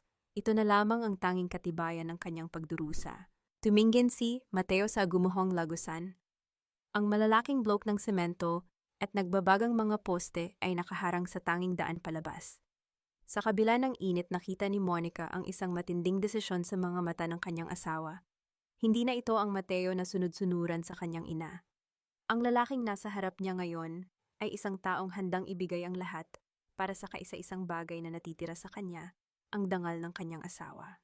Monica, listen to me. Hawak ni Mateo sa magkabilang balikat ni Monica ang kanyang boses, ay kalmado sa gitna ng kaguluhan. May maliit na bintana sa dulo ng lagusang ito malapit sa imbakan ng tubig. Hindi iyon kayang daanan ng lalaki pero ikaw, kaya mo. Hindi kita iiwan, Mateo. Yak ni Monica, ang mga luha niya ay agad na natutuyo dahil sa tindi ng init. Kailangan mong mabuhay para sa anak natin, Monica. Para sa hustisya niya, hiyaw ni Mateo, mabilis niyang kinuha ang itim na box mula kay Lucas at isiniksik ito sa loob ng jacket ni Monica. Go, Lucas, help me lift this beam. Isang kakaibang pagtatagpo ng mga kamay ang nangyari. Ang legal na anak at ang anak sa labas, ang dalawang lalaking pinag-ugnay ng puot, sa iisang ina ay magkatulong na binuhat ang isang nagbabagang poste upang makalikha ng maliit na siwang para kay Monica. Ang balat ni Mateo ay nagsisimula nang mapaso ang kanyang mga ngipin ay nagtatagi sa tindi ng sakit, ngunit hindi siya bumitaw. Take her, Lucas, siguraduhin mong makakalabas siya. Utos ni Mateo, ang kanyang boses ay puno ng pait at sakripisyo. Dinala ni Lucas si Monica patungo sa maliit na siwang. Habang gumagapang si Monica palabas, lumingon siya sa huling pagkakataon. Nakita niya si Mateo na nakaluhod sa gitna ng apoy, ang kanyang mga mata ay nakatitig sa kanya ng may pagmamahal at kapatawaran. Sa likuran ni Mateo, si Soraya ay nagsisimula ng mawalan ng malay dahil sa usok habang ang anino ni Doña Consuela ay tila nakatayo sa itaas ng hagdanan nilalamon na ng naglalagablab na apoy. Mateo, ang huling sigaw ni Monica bago siya tuluyang nahila ni Lucas palabas sa malamig at basang damuhan ng dintrang. Isang malakas na pagsabog ang yumanig sa buong Tagaytay. Ang mansyon ng mga De Salva, ang simbolo ng kapangyarihan at kasinungalingan, ay gumuho sa harap ng kanilang mga mata. Ang apoy ay tila sumasayaw sa gitna ng ulan, isang dambuhalang sulo na nagliliwanag sa kadiliman ng gabi. Nakaluhod si Monica sa putikan yakap, ang itim na box sa kanyang dibdib. Ang kanyang katawan ay nangginginig sa ginaw at sa matinding trauma. Sa tabi niya, si Lucas ay nakatayo lang, tahimik na pinapanood ang pagtupok ng apoy sa kanyang nakaraan. Tapos na, Monica, bulong ni Lucas, ang kanyang boses ay walang emotion. Wala na ang mga De Salva. Ngunit sa gitna ng nagbabagang abo at makapal na usok, isang figura ang dahan-dahang gumagalaw mula sa guho. Isang duguang kamay ang sumulpot mula sa ilalim ng mga semento, pilit na humahawak sa isang piraso ng puting tela, ang baro-baro na may asol na mga bituin. Buhay ba si Mateo o ang multo ng nakaraan ang muling magpapakita upang bawin ang katarungang akala ni Monica ay kanya na? Akala mo ba ay nanalo ka na dahil nakalabas ka sa apoy na iyan? Tandaan mo, Monica, ang isang hampas lupa ay mananatiling hampas lupa kahit balutin mo pa ng ginto at katotohanan. Ang boses ni Doña Consuela ay parang isang matalim na kuko na kumakalmot sa gitna ng katahimikan ng madaling araw. Nakatayo ang matanda sa gilid ng kalsada, malayo sa nagbabagang guho ng mansyon. Basang-basa ang kanyang mamahaling robe ang kanyang buhok ay gulo-gulo at ang kanyang muka ay nabahira ng uling, ngunit ang kanyang mga mata ay nananatiling puno ng mapangaping awtoridad. Sa likuran niya, NJ, mag-ailaw ng sasakyan ng bombero at mga news crew na mabilis na rumesponde ay nagbibigay ng nakatutulig na kulay sa paligid. Hindi lumingon si Monica. Ang kanyang mga mata ay nakapako sa duguang kamay na sumusulpot mula sa ilalim ng naglalakihang tipak ng semento. Ang tunog ng ulan na tumatama sa mga yero ay tila isang malungkot na palakpak. Sa bawat paghinga ni Monica, ramdam niya ang bigat ng itim na box sa kanyang dibdib, ang ebidensyang kinuha ni Mateo kapalit ng sarili nitong buhay. Dahan-dahang gumalaw ang mga guho.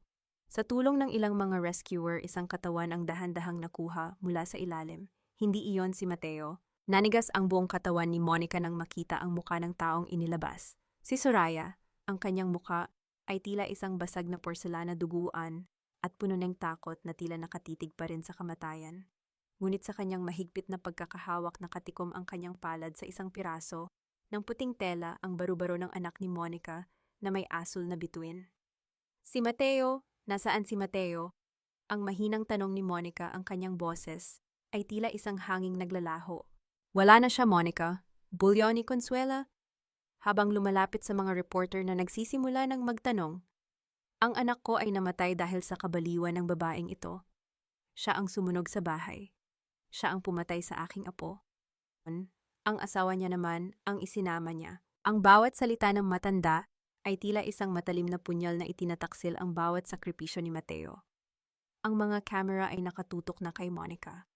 Nakita niya ang mapanuring tingin ng publiko, ang bulong-bulungan ng mga kapitbahay sa dintrang, ang hiya na matagal nang kinatatakutan ni Mateo ay unti-unti nang lumalamon sa kanya. Ngunit sa pagkakataong ito, hindi yumuko si Monica.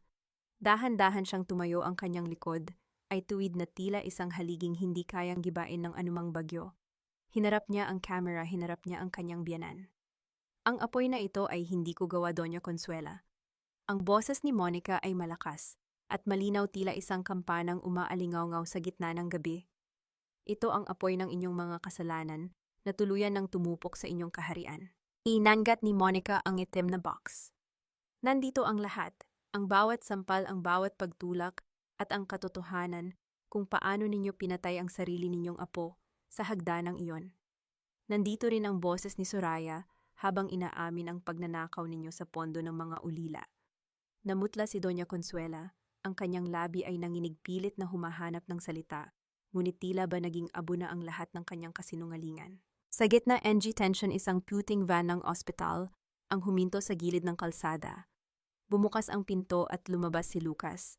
Ang kanyang muka ay seryoso, ngunit may bahid ng lungkot. Lumapit siya kay Monica at dahan-dahang kinuha ang itim na box. Tapos na ang pagtatago, Doña Consuela. Sabi ni Lucas, ang boses ay puno ng pait. Ang katarunggang itinapon mo sa putikan kasama ang aking ina ay nandito na, at hindi mo na ito kayang sunugin. Humarap si Lucas sa mga reporter. I am Lucas de Salva, ang anak na itinapon ninyo sa limot upang mapanatili ang inyong huwad na dangal. Ang tinig ni Lucas ay tila isang malakas na dagundong na mas nangingibabaw pa sa ingay ng mga sirena ng bumbero. Ang mga reporter na kanina lamang ay nakikinig sa mga paratang ni Doña Consuela ay mabilis na naglipatan ng atensyon kay Lucas. Ang bawat kislap ng camera ay tila mga kidlat na tumatama sa mukha ng matanda, inilalantad ang bawat bitak ng kanyang pagkatao, na dati ay itinatago ng mamahaling kolorete. Magsisinungaling ka rin, Tom. Hiyaw ni Doña Consuela, ang kanyang boses ay naging matinis at halos hindi na makilala. Wala kang ebidensya, you are just a parasite trying to suck the blood of the De Salvas. Ngunit bago pa man makapagpatuloy ang matanda, itinaas ni Monica ang kanyang kamay. Ang itim na box ay nagniningning sa ilalim ng mga spotlight ng media. Sa isang sandali, tumigil ang lahat. Ang tanging narinig ay ang mahinang patak ng ulan sa mga payong at ang malalim na paghinga ni Monica. Hindi na kailangan ng mas maraming salita, Doña Consuela. Sabi ni Monica, ang kanyang boses ay malamig at puno ng kapangyarihan. Ang teknolohiya ay hindi nagsisinungaling. Ang bawat sandali sa hagdanang iyon, ang bawat utos ninyo kay Soraya na manipulahin ang pondo ng foundation, lahat ay narito. Mateo gave his life to save this. His last act of love was to expose the truth about his own mother. Sa pagbanggit sa pangalan ni Mateo, ang mga mata ni Doña Consuela ay panandaliang nakakita ng takot, isang tunay na takot na nanggagaling sa kailaliman ng kanyang itim na puso. Ngunit ang pride ay mas matimbang pa rin kaysa sa pagmamahal sa anak. Wala akong pakialam, sigaw ng matanda habang pilit na inaagaw ang box mula kay Monica. Akin na yan, I built this empire with my own hands. Hindi ko hahayaang sirain ito ng isang tulad mo. Dahil sa tindi ng pag-agaw ni Consuela, nawalan siya ng balanse sa madulas na putikan. Ang matanda na dati ay kinatataktan ng buong Tagaytay ay bumagsak sa lupa sa mismong paanan ni Monica. Ang kanyang mamahaling robe ay puno na ng putik at ang kanyang perlas ay nagkalas-kalas sa semento, tila mga butil ng luha na hindi niya kailanman iniyak para sa iba. Ito ang hiya na higit pa sa kamatayan para sa isang De Salva, ang makitang nakaluhod sa putikan sa harap ng buong bansa. Ngunit sa gitna ng kahihiyang ito, isang malakas na tinig mula sa mga guho ang bumasag sa tagpo. May buhay pa rito rescuers bilis isang lalaki na tabunan ng poste. Ang puso ni Monica ay tila tumigil sa pagtibok. Mabilis siyang tumakbo patungo sa mga bumbero, hindi inirinda ang dulas ng paligid o ang hapdi ng kanyang sariling mga sugat.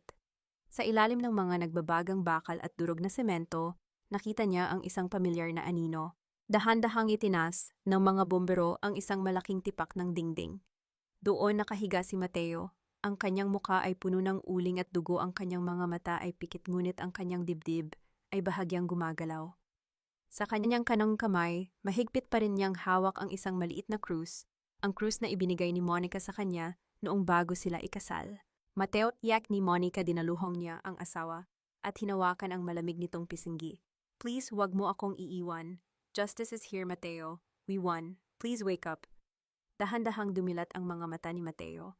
Sa gitna ng malabo niyang paningin, nakita niya ang mukha ng babaeng tinalikuran niya noon, ngunit ngayon ay siyang tanging nagligtas sa kanyang kaluluwa.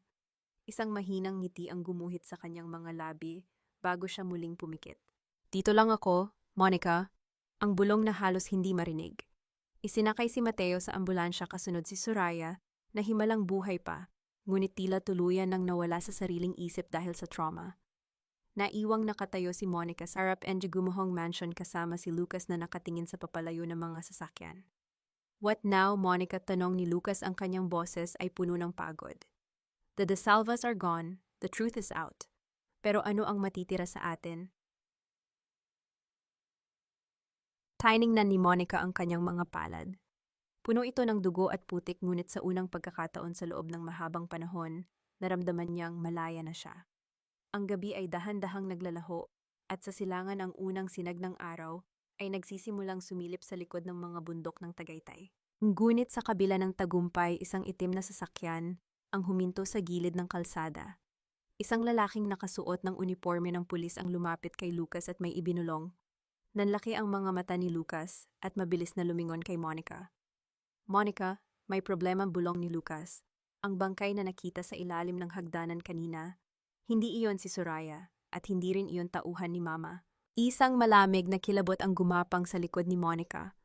Kung buhay si Soraya at Mateo, sino ang taong natagpuan sa pinakailalim ng guho, ang taong may hawak na orihinal na papeles ng lupain ng pamilya? Ang amoy ng ospital ay amoy ng mga panalangin hindi pa nasasagot, isang nakabibinging paalala na sa pagitan ng buhay at kamatayan ang katotohanan, ang tanging gamot na hindi kayang bilhin ng salapi.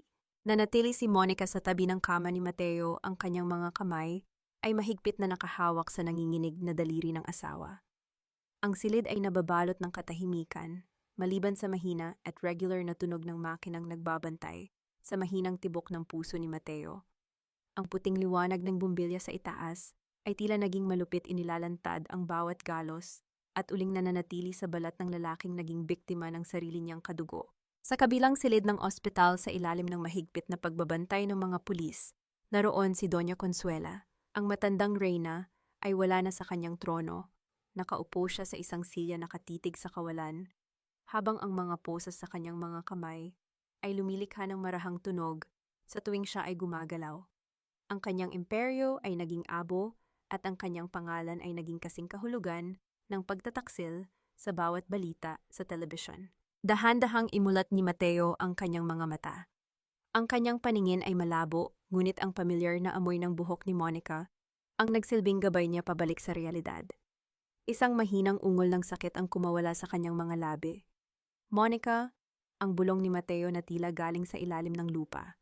Nandito ako, Mateo. Huwag kang magsalita. Magpahinga ka muna. Sagot ni Monica, ang kanyang boses ay puno ng pagsusumamo at pagmamahal. Kinuha niya ang isang basong tubig at dahan-dahang pinainom ang asawa gamit ang isang maliit na kutsara. Ang bawat lunok ni Mateo ay tila isang hakbang patungo sa paghilom ng kanilang mga sugat. The house, si Mama? Tanong ni Mateo, ang kanyang mga mata ay punong-puno ng dusa. Wala na ang mansyon, Mateo. At si Tita Consuela, kailangan niyang harapin ang batas, matapang na sabi ni Monica. Pero hindi iyan ang mahalaga ngayon. Ang mahalaga ay buhay ka. Ang mahalaga ay malaya na tayo. Isang sandali ng katahimikan ang namayani sa pagitan nila. Isang kilig na hinaluan ng pait ang haplos ni Monica sa noo ni Mateo ay tila isang bendisyon, isang pangakong hinding-hindi na muling mabubuwag ang kanilang samahan. Ngunit ang kapayapaang ito ay panandalian lamang. Bumukas ang pinto at pumasok si Lucas. Ang kanyang muka ay seryoso at may hawak siyang isang kayumanging envelope na may mga mantsa ng dugo at uling. Lumapit siya sa paanan ng kama, ang kanyang mga mata ay nakatitig kay Mateo nang may halong awa at pagkilala. "Gising ka na pala, kapatid." Sabi ni Lucas. Ang salitang kapatid ay tila naging isang mabigat na angkla sa hangin. "Lucas, ang bangkay na sinasabi mo, sino siya?" tanong ni Monica, dahan-dahang tumayo at lumapit sa abogado. Inilabas ni Lucas ang isang lumang dokumento mula sa envelope. Ang papel ay malutong at tila malapit ng madurog. Ang taong natagpuan sa ilalim ng hagdanan, siya si Nanay Esmeralda, ang dating mayordoma na pinalayas ni Consuela 10 taon na ang nakalilipas dahil nalaman niya ang lihim ng tunay na pagmamay-ari ng lupaing ito. Nanlaki ang mga mata ni Monica.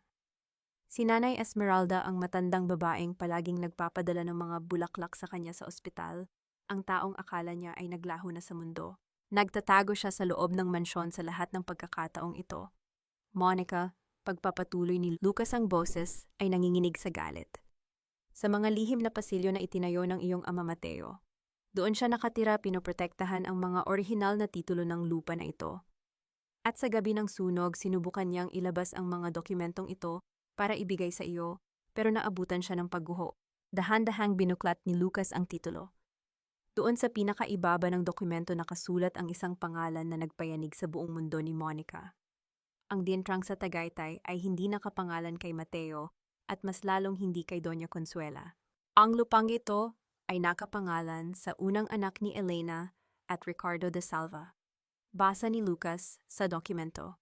Lumingon siya kay Mateo, pagkatapos ay kay Monica.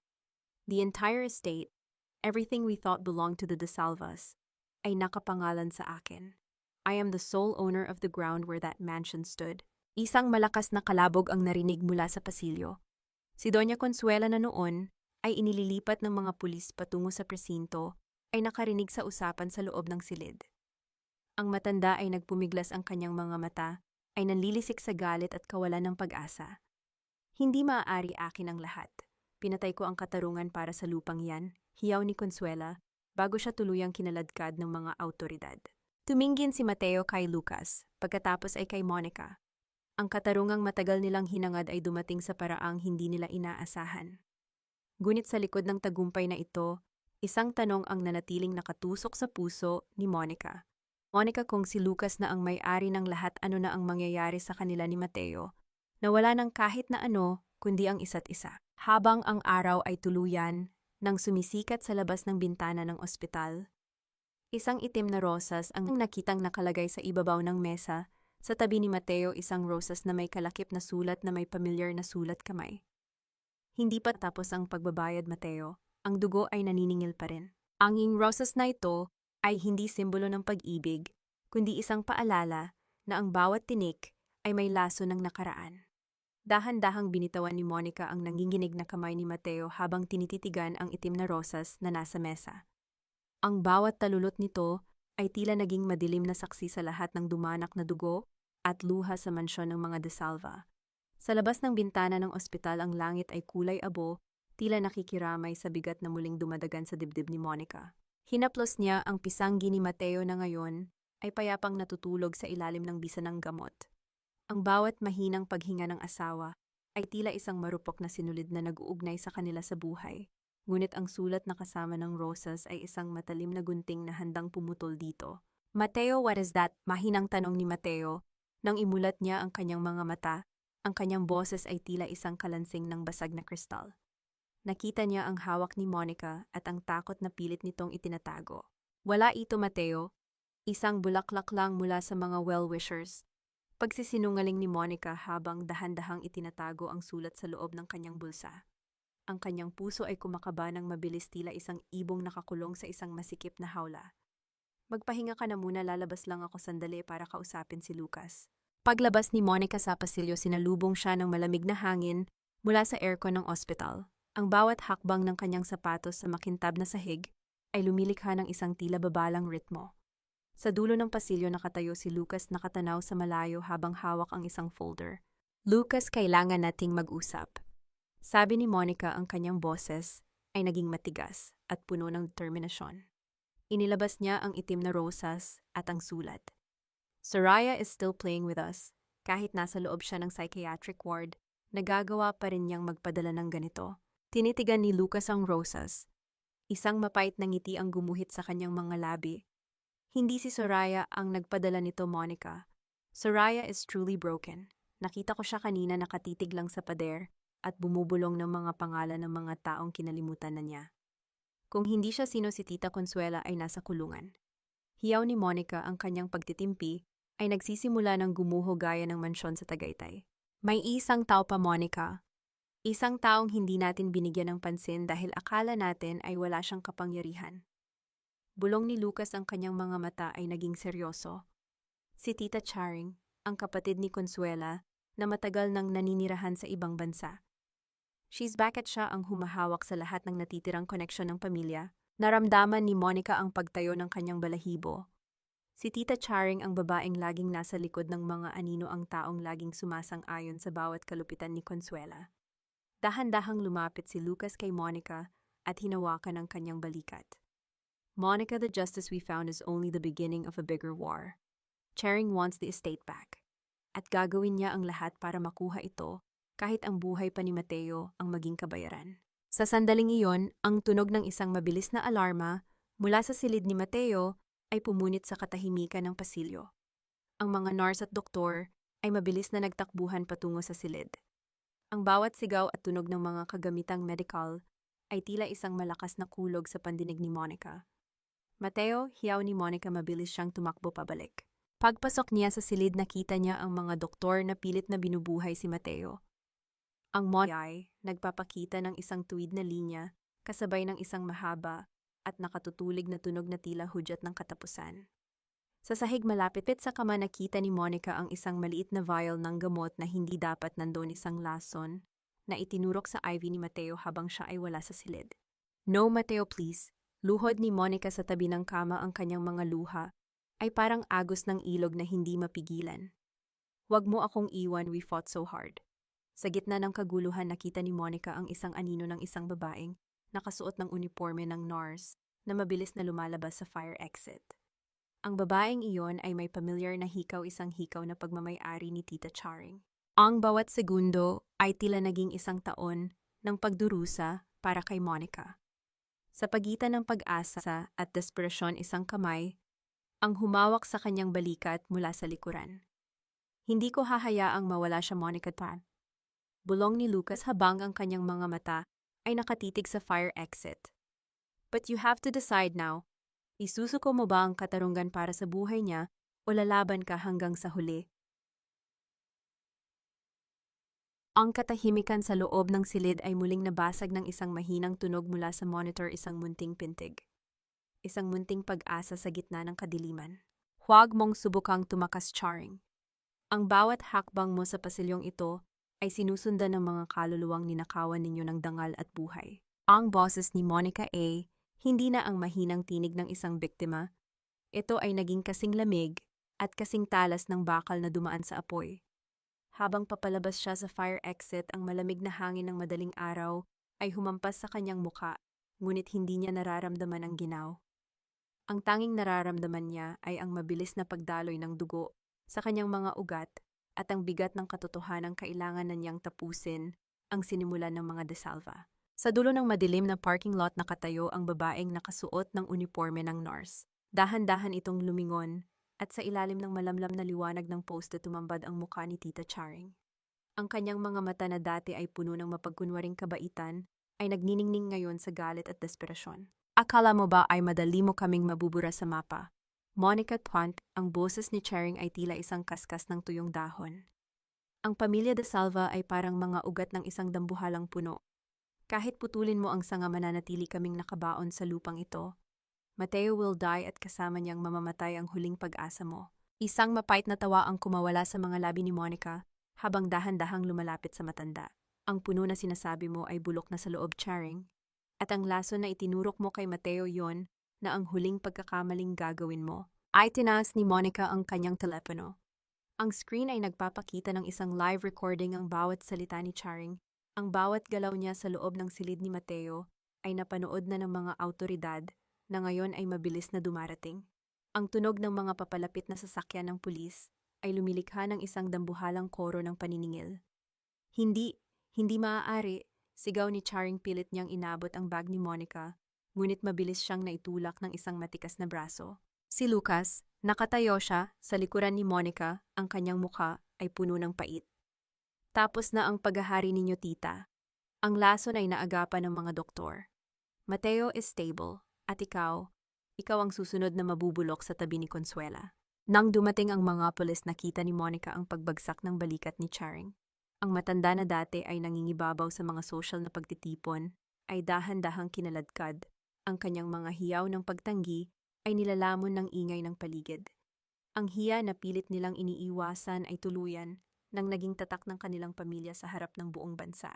Bumalik si Monica sa silid ni Mateo. Ang katahimikan doon ay hindi na nakakatakot. Ito ay puno na ng kapayapaan. Naupo siya sa tabi ng asawa at hinawakan ang kamay nito.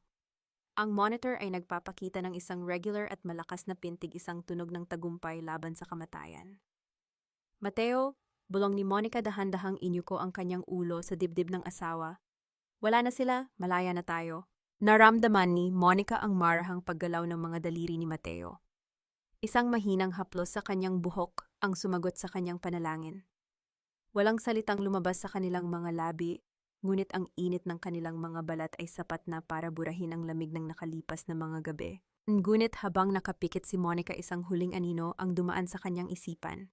Ang itim na box ni Lucas, ang mga titulo ng lupa, ang katarungang nakuha nila, ay may kalakip na malaking responsibilidad. Si Lucas ay nananatiling nakatayo sa may bintana, nakatingin sa sumisikat na araw. Monica, tawag ni Lucas nang hindi lumingon. The estate is mine now, but I'm giving it to you and Mateo. Gawin ninyo itong isang tahanan para sa mga batang tulad ko, mga batang itinapon at kinalimutan. Yan ang tanging paraan para tuluyang mahugasan ang dugo sa lupang ito. Tiningnan ni Monica si Lucas. Ang lalaking akala niya ay kaaway, ay siya palang naging kaisa-isang tulay patungo sa kanilang bagong buhay. Ang bawat sugat, ang bawat luha, at ang bawat hapdi ng pagkakasapa ay tila naging mga palamuti na lamang sa isang kwentong puno ng aral. Ang araw ay tuluyan ng sumikat sa Tagaytay. Ang guho ng mansyon ay mananatiling isang alaala, ngunit ang pag-ibig ni na Monica at Mateo ay muling namumukadkad mula sa mga abo. Ngunit bago tuluyang matapos ang kabanatang ito, isang nurse ang pumasok at may iniabot na isang maliit na sobre kay Monica. Pinapabigay po ng isang matandang babae sa labas. Nang buksan ni Monica ang sobre, wala itong sulat. Wala itong banta. Ang laman ay isang maliit na piraso ng puting tela na may bordang asul na bituin, ang nawawalang bahagi ng baru-baro ng kanyang anak. At sa likod nito may nakasulat na isang salita lamang, patawad. Sino ang nagbigay nito? At sapat ba ang isang salita para burahin ang isang buhay na kinuha? Anging pagilom ay hindi nangangahulugang pagbura sa mga peklat ng nakaraan, kundi ang pagtanggap na ang bawat sugat ay bahagi ng isang mas magandang bukas. Lumipas ang isang taon, mula nang lamunin ng apoy ang mansyon ng mga De Salva sa Tagaytay. Ang dating masukal at madilim na dintrang ay wala na. Pinalitan ito ng isang maliwanag at payapang kanlungan na tinatawag na Bahay Pag-asa. Hindi na ito kuta ng kasakiman, kundi isang tahanan para sa mga batang ulila at mga inang biktima ng karahasan, isang pangarap na binuo ni Monica mula sa mga abo ng kanyang sariling pagdurusa. Nakatayo si Monica sa ilalim ng puno ng mangga, ang mismong lugar kung saan niya narinig ang lihim ni na Lucas at Consuela noon. Ang simoy ng hangin ay hindi na nagdadala ng amoy ng lason at usok. Ngayon ito ay puno ng halimuyak ng mga bulaklak at ang masayang tawanan ng mga batang naglalaro sa damuhan. Dahan-dahang lumapit si Mateo sa kanya, may dalang dalawang baso ng sariwang juice. Ang kanyang mga hakbang ay matatag na bagaman, may bahagyang pilay pa rin dahil sa aksidente. Ang kanyang muka ay wala na ang bigat ng hiya at ang anino ng kanyang ina. Monica, the children are asking for you. Gusto nilang marinig ang kwento mo tungkol sa mga bituin sa langit. Sabi ni Mateo, ang kanyang boses ay puno ng init at paghanga. Ipinatong niya ang kanyang kamay sa balikat ni Monica, isang haplos na nagsasabing sila ay isa na. Susunod na ako, Mateo, and ngiti ni Monica.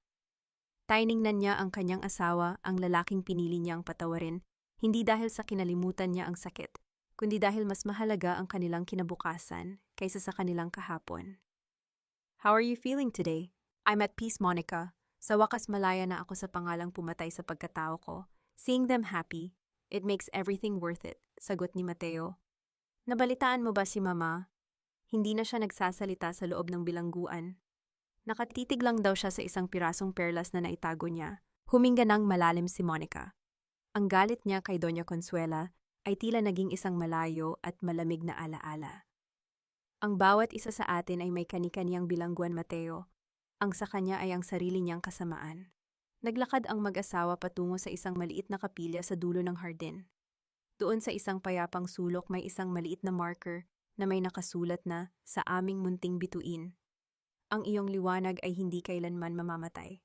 Inilabas ni Monica ang maliit na piraso ng puting tela, ang baro-baro na may asul na bituin at ang salitang patawad.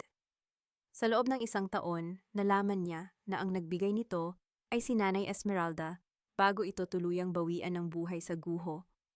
Isang huling hiling ng kapatawaran para sa pamilyang pinagsilbihan nito sa kabila ng lahat. Inilapag ni Monica ang tela sa ibabaw ng marker. "Patawad, anak, kung hindi kita naisilang sa isang mundong mas maayos. Pero pangako ang buhay mo ay naging mitya ng kaligtasan para sa marami pang iba." Lumapit si Lucas mula sa gate ng foundation. Hindi na siya ang abogadong puno ng puot. Siya na ang tumatayong tagapangalaga ng pondo ng Bahay Pag-asa. Isang tipid na gabi ang ipinukol niya sa mag-asawa. "Monica, Mateo, ang katarungan ay ganap na. Ang mga lupaing ito ay hindi na muling madidilig ng luha." Sa huling sandali ng dapit hapon, habang ang langit ng Tagaytay ay nagiging kulay ube at ginto, naramdaman ni Monica ang isang munting pintig sa loob ng kanyang sinapupunan. Isang bagong buhay, isang bagong pag-asa. Hinarap niya si Mateo at ang kamay nito inilagay ang kanyang palad sa kanyang tiyan. Ang gulat at kagalakan sa mga mata ni Mateo ay sapat na para burahin ang lahat ng pait ng nakaraan. Dugo and kasinunggalingan ang nagpabagsak sa atin, pero ang mga luha ng pag-asa ang muling bubuhay sa atin. Bulong ni Monica sa hangin. Ang sinagning araw sa Tagaytay ay hindi lamang tanda ng isang bagong umaga, kundi patunay na ang bawat gabi ng pagluha at pait ay may hangganan sa harap ng matibay na paninindigan. Magamahal kong tagapakinig, maraming salamat sa pagsama sa akin sa mahaba at madamdaming paglalakbay na ito hanggang sa huling yugto ng buhay ni Monica at Mateo. Habang binubuo at isinasalaysay ko ang bawat kabanata, hindi ko mapigilang mapahinto ito at makaramdam ng matinding kirot sa aking dibdib, lalo na sa tagpong nahulog si Monica sa hagdanan at nang yakapin niya ang punit-punit na baru-baro ng kanyang anak sa gitna ng abo ng mansyon. Ang mga bawat salita sa kwentong ito ay kinuha mula sa mga hibla ng tunay na buhay, mga kwento ng mga kababaihang dumaan sa apoy ng pagkakanulo, ngunit piniling bumangon ng mas matatag. Ang ating buhay ay parang ang borda ng mga asul na bituin ni Monica. Kahit gaano pa kapait ang pagkakapyunit ng tela ng ating kapalaran, tayo mismo ang humahawak ng karayom upang tahiin ang isang mas magandang bukas. Sa inyong palagay, tama ba ang naging desisyon ni Monica na patawarin si Mateo at gawing kanlungan ng mga ulila ang lupain ng mga De Salva? Kung kayo ang nasa kanyang kalagayan, kaya nyo rin bang bitawan ang puot para sa inyong sariling kapayapaan? Gusto ko ring malaman sa ang bahagi kayo ng mundo ngayon habang nakikinig sa audio na ito. Marahil ay nagluluto kayo ng hapunan, naglalaba, o nagpapahinga matapos ang isang mapaghamong araw. Huwag kayong mag-atubiling mag-iwan ng komento at ibahagi ang inyong sariling kwento dahil dito palaging may pusong handang makinig sa inyo. Huwag din sanang kalimutang i-like at i-share ang kwentong ito kung ito ay nagbigay sa inyo ng inspirasyon. Naway manatili kayong matatag at puno ng pag-asa, anuman ang bagyong kinakaharap ninyo ngayon. Tandaan ninyo, kayo ang reyna ng inyong sariling bukas. Hanggang sa muli nating pagkikita sa susunod na kwento ng buhay at pag-ibig. Pamagat ng kwento, dugo ng kasinungalingan, luha ng pag-asa, paunawa. Ang lahat ng mga tauhan at sitwasyon sa kwentong ito ay katang-isip lamang na nilikha para sa layunin ng libangan at upang maghatid ng positibong mensahe.